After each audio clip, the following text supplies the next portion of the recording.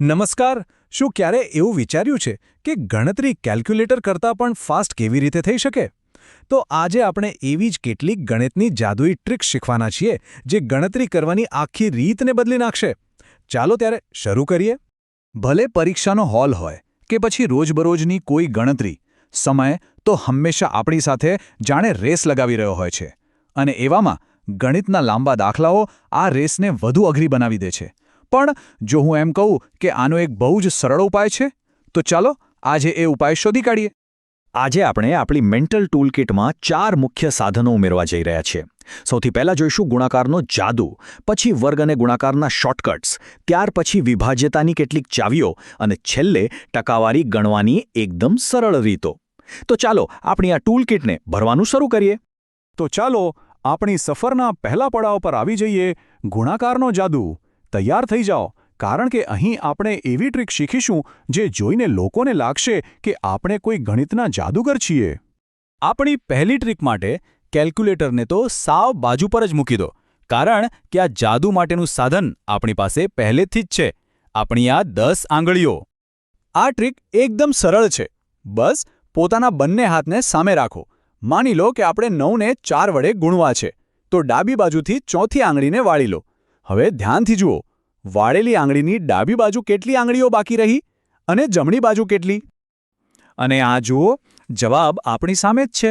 ડાબી બાજુની 3 આંગળીઓ એટલે કે દશકનો અંક 30 અને જમણી બાજુની 6 આંગળીઓ એટલે કે એકમનો અંક. બંનેને ભેગા કરો અને જવાબ મળી ગયો 36. છે ને એકદમ જાદુઈ? 9ના ઘડિયા પછી હવે સમય છે 11ના ગુણાકારનો જાદુ જોવાનો. આ ટ્રીક એટલી ઝડપી છે ને કે તમારો ઘણો બધો સમય બચાવી લેશે. આ પદ્ધતિનું નામ છે અલગ કરો અને ઉમેરો. ધારો કે આપણે 32ને 11 વડે ગુણવા છે, તો પહેલા 3 અને 2ને થોડા છૂટા લખો. હવે આ બંને અંકોનો સરવાળો કરો, એટલે કે 3 વત્તા 2, જે થાય છે 5. હવે આ 5ને બસ 3 અને 2ની બરાબર વચ્ચે મૂકી દો. અને બસ જવાબ તૈયાર છે, 352. કોઈ લાંબી લચક ગણતરીની ઝંઝટ જ નહીં. આ જ તો છે શોર્ટકટ ટ્રિક્સનો અસલી કમાલ. અત્યાર સુધી આપણે જે જાદુઈ ટ્રિક્સ જોઈ, એની પાછળનું વિજ્ઞાન શું છે? ચાલો હવે આપણે બીજા વિભાગમાં જઈએ અને ગણિતના એ શક્તિશાળી સિદ્ધાંતોને સમજીએ જે આ શોર્ટકટ્સને કામ કરાવે છે. આ સૂત્ર જોઈને કદાચ શાળાના દિવસો યાદ આવી ગયા હશે. a+b². આને સરળ ભાષામાં યાદ રાખવું હોય તો એમ કહી શકાય: પહેલાનો વર્ગ વત્તા બંનેના ગુણાકારનું બમણું વત્તા બીજાનો વર્ગ. આ નાનકડું સૂત્ર મોટા વર્ગ શોધવામાં જબરદસ્ત મદદ કરે છે. ચાલો જોઈએ કે આ સૂત્ર ખરેખર કામ કેવી રીતે કરે છે.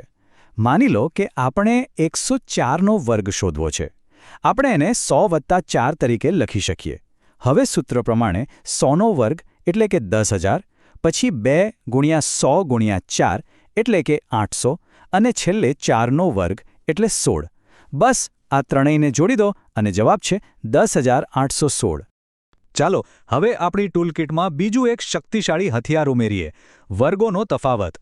જ્યારે બે સંખ્યાઓ કોઈ એક સંખ્યાની આજુબાજુ હોય ને, ત્યારે આ સૂત્ર ગુણાકારને એકદમ સહેલો બનાવી દે છે.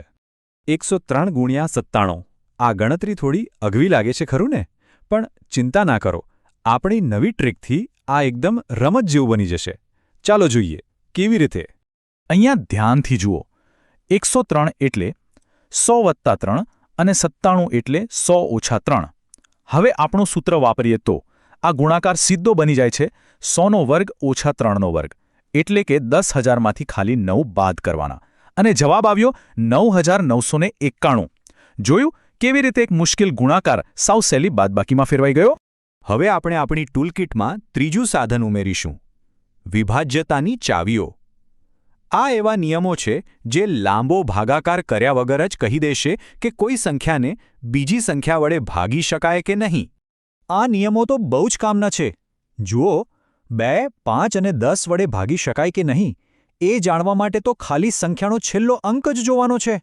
અને 9 માટેનો નિયમ તો એનાથી પણ મજેદાર છે. સંખ્યાના બધા અંકોનો સરવાળો કરી જુઓ. જો એ સરવાળો 9ના ઘડિયામાં આવતો હોય તો આખી સંખ્યા પણ 9 વડે ભાગી શકાશે. અને હવે આપણી ટૂલકિટના અંતિમ અને કદાચ સૌથી ઉપયોગી સાધન તરફ આગળ વધીએ: ટકાવારી. આ ટ્રીક ખરીદીથી લઈને પરીક્ષાઓ સુધી દરેક જગ્યાએ કામ લાગવાની છે.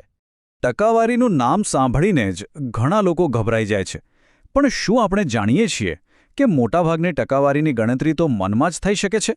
ચાલો 150ના 20% શોધીને આ ટ્રીકને સમજીએ.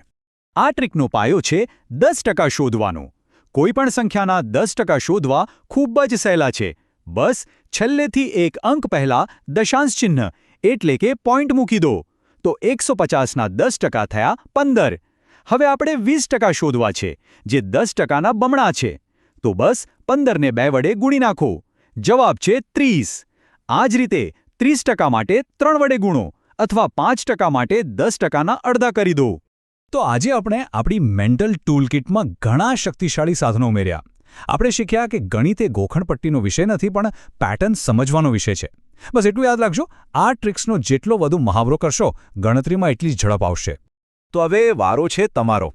આજે જે બધી ટ્રિક્સ શીખ્યા એમાંથી કઈ ટ્રિક સૌથી વધુ ગમી અને કઈ ટ્રિક સૌથી પહેલા અજમાવાના છો? અમને નીચે કોમેન્ટમાં જરૂરથી જણાવજો.